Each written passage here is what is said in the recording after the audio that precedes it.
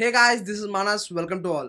So ఈ వీడియోలో అయితే మన పాస్పోర్ట్ అయితే వచ్చిందనమాట వెనక్కి విత్ స్టాంపింగ్తో పాటు వచ్చింది. సో అది ఎలా ఉంటుంది, ఏంటి, అసలు మీకు ఎలా ఉంటుంది అనేది ఈ వీడియోలో కంప్లీట్గా అన్బాక్సింగ్ చేసి చూపిస్తా.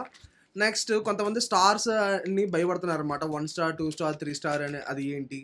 నెక్స్ట్ యూఎస్ఏ వీసా వల్ల మనకి ట్రావెలింగ్లో చాలా పర్క్స్ ఉన్నాయి. అవన్నీ మీకు ఈ వీడియోలో అయితే ఎక్స్ప్లెయిన్ చేస్తా. సో అందుకని వీడియో ఎండ్ వరకు అయితే మీరు పక్కా చూడాల్సిందే. ఇంకా వీడియోలోకి వెళ్ళే ముందు ఒక చిన్న రిమైండర్, మన ఛానల్కి వ్యూస్ అయితే బాగా కానీ సబ్స్క్రైబ్స్ అయితే రావట్లేదు. మీరు కనుక సబ్స్క్రైబ్ చేసుకున్నట్లయితే నాకు మరింత మోటివేషన్ ఉంటుంది, ఇంకా మరింత మంచి కంటెంట్తో మీ ముందుకు రావడానికి.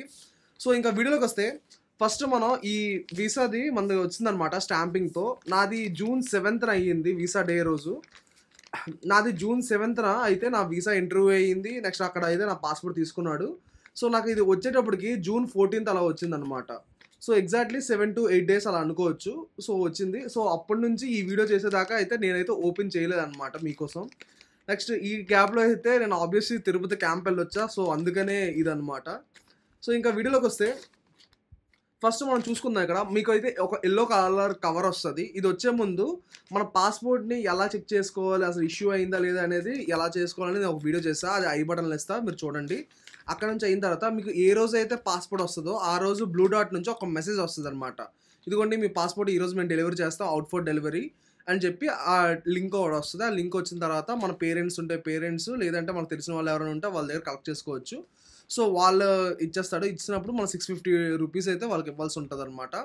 650 రూపీస్ ఇచ్చిన తర్వాత ఈ కవర్ ఒకటి ఇస్తాడు. సో ఈ కవర్లో ఏముంది ఏంటి అనేది ఇప్పుడు మనం చూద్దాం. సో ఫస్ట్ ఈ కవర్లో చూసుకున్నట్లయితే ఇక్కడ మీరు చూసుకున్నట్లయితే ఇక్కడ ప్రీమియం డెలివరీ అని ఉందన్నమాట. సో కవర్లో ఫస్ట్ మనం చూసుకున్నట్లయితే ఈ ప్రీమియం డెలివరీ సర్వీస్ అని ఒక ఆరెంజ్ కలర్ స్టిక్కర్తో ఉందన్నమాట. ఇదిగోండి ఆరెంజ్ కలర్ స్టిక్కర్తో. నెక్స్ట్ ఇక్కడ బ్లూ డాట్ నుంచి మన అడ్రస్ అనమాట. సో నా పేరు, నెక్స్ట్ మా ఊరు, నెక్స్ట్ పిన్ కోడ్ సంథింగ్ అవన్నీ అడ్రస్ అనమాట. నెక్స్ట్ ఇది ఒకవేళ అన్డెలివర్డ్ అంటే ఒకవేళ ఎవరు తీసుకోకపోతే అప్పుడు ఆ బ్లూ డాట్ వాళ్ళు ఏం చేయాలంటే ఈ అడ్రస్కి, ఈ అడ్రస్ ముంబై అడ్రస్ ఇచ్చాడు సంథింగ్ సి బ్లాక్ బందరకోట్ల కాంప్లెక్స్, బందర్ ఈస్ట్, ముంబై, మహారాష్ట్ర అని చెప్పి ఆ పిన్ కోడ్ ఇచ్చాడు. ఒకవేళ మీరు కనుక పాస్పోర్ట్ కానీ తీసుకోలేకపోయి ఉంటే ఏ ఛాన్స్ అయినా సరే ముంబైకి వెళ్ళిపోతే అక్కడ వెళ్ళి మీరు కలెక్ట్ చేసుకోవాల్సి వస్తుంది.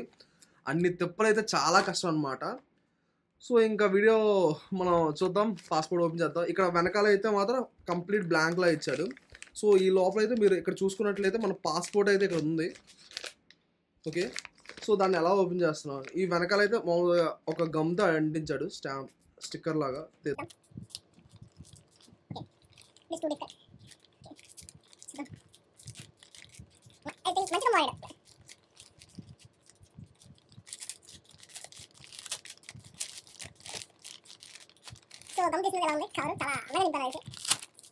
ఓకే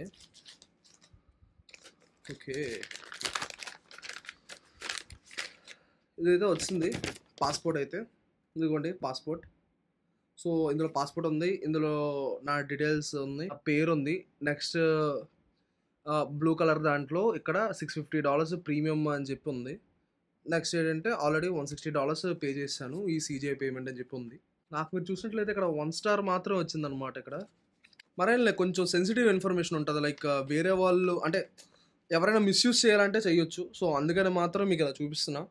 ఇదిగోండి నా పాస్పోర్ట్ ఇన్ఫర్మేషన్ అయితే, ఇదిగోండి నా పాస్పోర్ట్ ఇన్ఫర్మేషన్ అయితే వీసా వచ్చింది. ఇది నా ఫోటో. అండ్ ఇక్కడ మీరు చూసుకున్నట్లయితే ఈ చివర జస్ట్ 1 స్టార్ ఉంది మనకి. నా తమ్ దగ్గర చూసుకున్నట్లయితే ఇదిగోండి 1 స్టార్. సో పాస్పోర్ట్ అయితే వచ్చింది. నెక్స్ట్ ఇదన్నీ వచ్చింది, ఇష్యూ డేట్. సో ఇక్కడ ఏమి ఇచ్చాడంటే మనకి ఎక్స్పైరేషన్ డేట్ ఇచ్చాడు, ఇష్యూ డేట్ ఇచ్చాడు. ఇష్యూ డేట్ అయితే నాకు జూన్ 9th ఇచ్చాడు. నెక్స్ట్ ఎక్స్పైరేషన్ డేట్ అయితే 5th June 2028 వరకు ఇచ్చాడు. అంటే ఎన్ని ఇయర్స్, 5 years ఇచ్చాడు అనమాట. నెక్స్ట్ నేషనాలిటీ ఇండియన్ ఇచ్చాడు. టైప్ ఆఫ్ వీసాలో F1 ఇచ్చాడు. నెక్స్ట్ ఎంట్రీస్ దగ్గర M అని ఇచ్చాడు. అంటే నాకు తెలిసి మేబీ ఇండియాకి వెళ్ళి వస్తూ ఉంటాం కదా, సో అలా ఎంట్రీస్ ఏమో. నెక్స్ట్ కిందేమో అనోటేషన్ దగ్గర నా యూనివర్సిటీ నేమ్ ఇచ్చాడు అనమాట, నా సెవీస్ ఐడి ఉన్ను. నెక్స్ట్ దాని కింద నా యూనివర్సిటీ పేరు ఇచ్చాడు అనమాట. నాది యూనివర్సిటీ ఆఫ్ ఫ్లోరిడా కాబట్టి యూనివర్సిటీ ఆఫ్ ఫ్లోరిడా అని ఇచ్చాడు. సో మీకైతే ఒక ఇమేజ్ లాగా పెట్టడానికి అయితే ట్రై చేస్తాను, ఒకసారి చూడండి ఆ పాస్పోర్ట్ అనేది. సో నెక్స్ట్ ఇది పేజ్ అనేది కొంచెం ఓకే.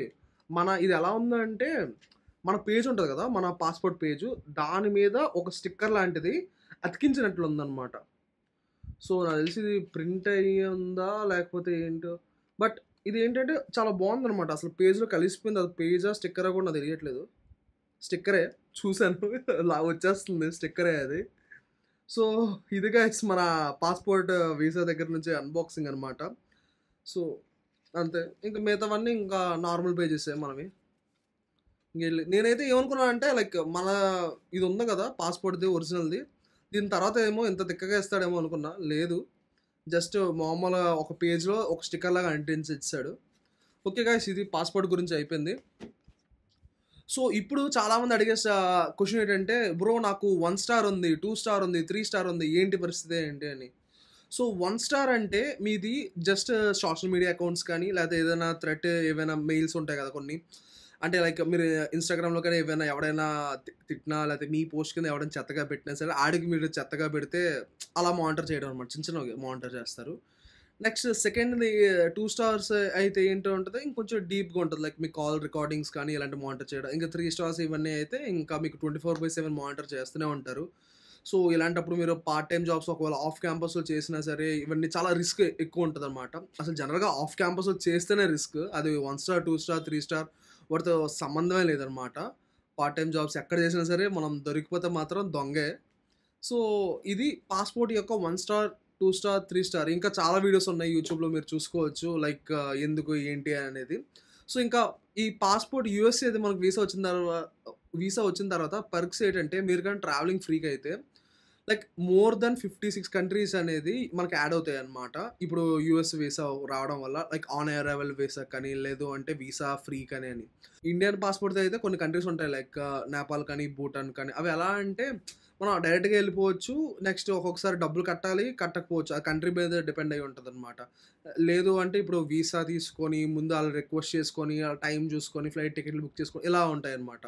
ఇవన్నీ లేకుండా ఉండడాన్ని ఆన్ అరైవల్ వీసా అంటారు. సో, యూఎస్ పాస్‌పోర్ట్‌తో యూఎస్ వీసా వచ్చిన ప్రతి ఒక్కళ్ళకి ఇది మనం చేసుకోవచ్చనమాట. ఇదొక ప్లస్ పాయింట్ అని చెప్పొచ్చు. మనందరం సెవిస్ ఫీ పే చేస్తాం అనమాట. సెవిస్ ఫీ ఎందుకు పే చేస్తామంటే యూఎస్ యొక్క హోమ్‌ల్యాండ్ సెక్యూరిటీ అనమాట. హోమ్‌ల్యాండ్ సెక్యూరిటీ అంటే మన పోలీసుల్లాగే ఉంటారు. బట్ ఏంటి అంటే ఈ హోమ్‌ల్యాండ్ సెక్యూరిటీ అనేవాళ్ళు ఇమిగ్రెంట్స్ అంటే మనలాంటి వాళ్ళని మానిటర్ చేస్తూ ఉంటారనమాట. ఆ మానిటర్ చేయడం కోసం మనం ఈ $350 అనేది పే చేస్తాం అనమాట. సో, ఇలా మనం పే చేసే ఈ డబ్బుల మీదే వాళ్ళ యొక్క ప్రోగ్రామ్ అనేది అంటే ఇమిగ్రెంట్స్ మీద వచ్చే వాళ్ళ సాలరీస్ కానీ అవన్నీ ఈ ప్రోగ్రామ్ మీదే నడుస్తూ ఉంటాయన్నమాట. ఈ హోమ్‌ల్యాండ్ సెక్యూరిటీ ప్రోగ్రామ్ మొత్తం. సో, ఇదైతే మనం పే చేస్తున్నందుకు ఈ సేవింగ్స్ ఫీ అనేది పే చేస్తాం. ఇది జస్ట్ ఒక ఫ్యాక్ట్ లాగా మీకు చెప్పాను ఫస్ట్ థింగ్. అంటే జనరల్‌గా ఈ స్టార్స్ ఎందుకేస్తారు అని ఇంకో క్వెషన్ ఉంటది. ఈ స్టార్స్ ఎందుకు ఏస్తారు అంటే కొన్ని కొన్ని విషయాలు అవుతాయన్నమాట. అంటే నేను బయట రీసెర్చ్ చేసిన దాన్ని బట్టి వాళ్ళు హోమ్‌ల్యాండ్ సెక్యూరిటీ వాళ్ళు ఎవ్రీ ఇయర్ ఒకలా పెట్టుకుంటారనమాట. సింగిల్ స్టార్ వస్తే ఎఫ్1 ఆర్ ఎఫ్2 వీసా అంటే స్టూడెంట్ వీసా కానీ లేతే అంటే ఉంటాయి కదా! ఎమ్1, ఎఫ్1 అవి. నెక్స్ట్ 3 స్టార్స్, 2 స్టార్స్ అలాంటివుంటే ఇప్పుడు కొంతమంది టూరిజం అని వస్తారు. వచ్చి వాళ్ళు ఉండిపోతారు. వాళ్ళు ఉండిపోయి వాళ్ళు అక్కడ జాబ్‌లు ఎతుక్కొని ఆళ్ళు చేసుకుంటారు. సో, అలాంటి వాళ్ళని ఇంకా ఎక్కువ నిఘా పెట్టాలి కాబట్టి 3 స్టార్స్ అలా ఏస్తారని చెప్పి నేనైతే కొన్ని రీసెర్చ్ పేపర్స్ అంటే నేనైతే కొంచెం రీసెర్చ్ చేసిన తర్వాత నాకైతే అలాగా ఇన్ఫర్మేషన్ అయితే అనిపిచ్చింది. అది ఎంతవరకు నిజమైతే అని మాత్రం నాకు తెలీదు. బట్ ఆళ్ళు చెప్పిన తర్వాత నాకు నమ్మబుద్ధేసింది. ఎందుకంటే అది నిజమే కదా! స్టార్‌లు పెరిగే కొద్దీ మనకు రిస్క్ పెరుగుద్దని తెలుసు. మనం స్టూడెంట్‌గా ఉన్నప్పుడు ఎవరికైనా ఒక స్టార్ ఉంటది. వాళ్ళ సోషల్ మీడియా అకౌంట్స్ మనం డీఎస్ 160లో నింపినప్పుడు అడిగారు కదా! లైక్ మీ సోషల్ మీడియా అకౌంట్స్ ఉంటే ఇవ్వండి అని చెప్పి. సో, నాకు తెలిసి బేస్డ్ ఆన్ మన సోషల్ మీడియా అకౌంట్స్ మనం ఇస్తాం కదా! సో, దాన్ని అనలైజ్ చేసి ఒకవేళ వాళ్ళు ఎక్కువ యాక్టివ్‌గా ఉండడం లేకపోతే ఇంతకుముందు ఏదైనా కామెంట్స్‌లో వాళ్ళ అబ్యూసివ్ లాంగ్వేజ్ వాడడం. సో, అలాంటోళ్ళకి నాకు తెలిసి 2 స్టార్స్ అలా ఇస్తారు. మామూలుగా అంత ఏం లేనోళ్ళకి 1 స్టార్ ఇస్తారు. నెక్స్ట్ టూరిజం లైక్ అంటే ఎవరైతే పొటెన్షియల్ ఇమిగ్రెంట్ లైక్ అక్కడికొచ్చి యూఎస్‌లో సెటిల్ అయిపోతారో అన్నోళ్ళకి మాత్రమే 3 స్టార్ అలానే ఇస్తారని చెప్పి నా ఒపీనియన్ అనమాట. ఇంకా మీరేమనుకుంటున్నారో కామెంట్ సెక్షన్‌లో అయితే మెన్షన్ చేయండి. అంతే guys. Thank you all. Thank you.